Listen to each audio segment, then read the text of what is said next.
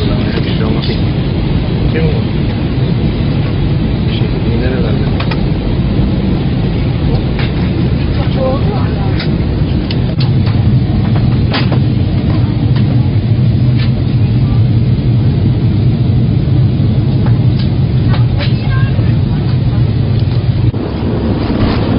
Ladies and gentlemen, due to weather conditions at this altitude, please return to your seats and keep your seatbelt fastened while the service.